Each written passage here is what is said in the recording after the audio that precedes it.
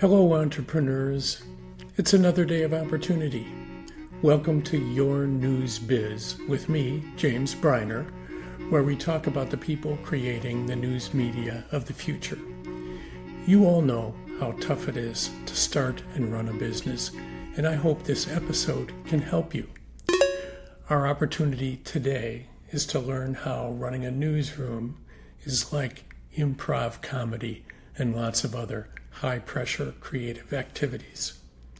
You have much in common with the coach of a sports team, the director of a ballet, or the producer of a hit TV show. The issues are the same: motivating people, encouraging creativity, developing people's talent to its highest level, maintaining the discipline to meet deadlines and stay within a budget, and to continually surprise your fans. So, I just revisited the book Bossy Pants by Tina Fey. It has tons of lessons for people whose success depends on organizing and harnessing the talent of creative people, just like what you do every day. She's famous for her work as a writer and performer on Saturday Night Live. She did the Weekend Update and the famous Sarah Palin impression, and she also made her mark as a writer, producer, and performer on the hit comedy 30 Rock. I'm going to pick just 3 of Tina Fey's rules of improv comedy that I think will work with your organization. Her rule number 1 is agree and say yes. The first rule of improvisation is to agree. Always say yes. When you're improvising, this means that you're required to agree with whatever your partner has created. So if you and I are improvising and I say, "Freeze, I have a gun," and you say, "That's not a gun, that's your finger, you're pointing your finger at me," then our improvised scene has ground to a halt, according to Tina. But if I say, "Freeze, I have a gun," and you say, "The gun I gave you for Christmas, you creep," then we've started a scene because we have agreed that my finger is in fact a Christmas gun. So start with a yes and see where that takes you. As an improviser, Tina always found it jarring when she met someone in real life whose first answer to everything was no. "No, we can't do that. We've tried it, it doesn't work. No, it's not in the budget." So what kind of a way is that to live? I couldn't agree more. I have to admit, though, when I was just starting out as a manager, I was what you might call a no-sayer.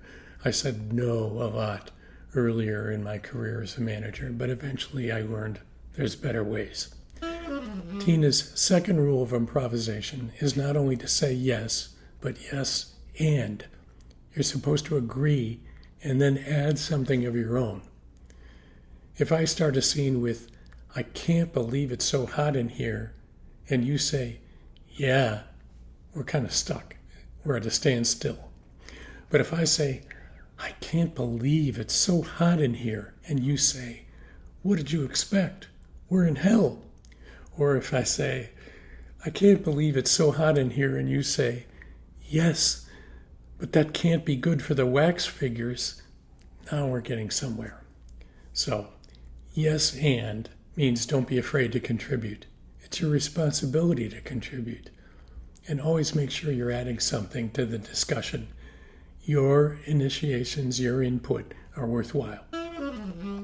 Tina's third rule is there are no mistakes, only opportunities. She says, if I start a scene as what I think very clearly is a cop riding a bicycle, but you think I'm a hamster in a hamster wheel, then guess what? Now I'm a hamster in a hamster wheel.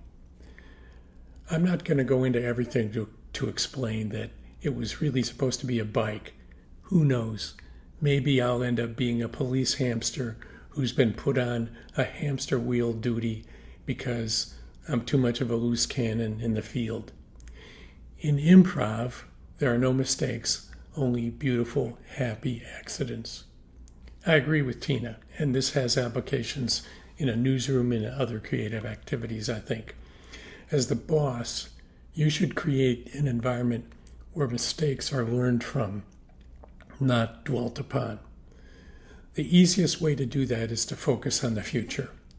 You could say, all right, we got beat on that story. What can we do to beat our competitors next time or to avoid getting beat again? Be optimistic, be upbeat. People will love to work with you if you have that kind of an attitude. The improv rule of say yes is, in my opinion, also very good advice for your career. At several different points in my career, a boss or mentor suggested that I take on a project for which I had no experience. To be honest, I think the boss needed something to be done, looked around for someone and couldn't find anyone with the exact fit, but they turned to me even though I had only part of the required knowledge and experience. My advice, if you're in that kind of situation, is say yes if it's something that interests you.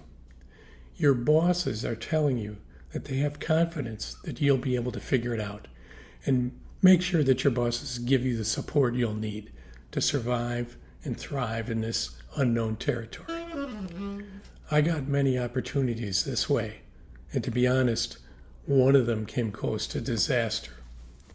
When I came through that near disaster, the new knowledge and experience I got opened up all kinds of opportunities for me over the next dozen years or so. So I'm glad I said yes. If you liked this episode, please share it. And if you have suggestions of media entrepreneurs you'd like me to interview or topics you'd like me to cover, please send me an email at jamesbriner@gmail.com. I'll include the address in the show notes, where you'll also find some links to relevant articles for further reading. Don't forget, it's another day of opportunity. And thank you for listening to Your News Biz.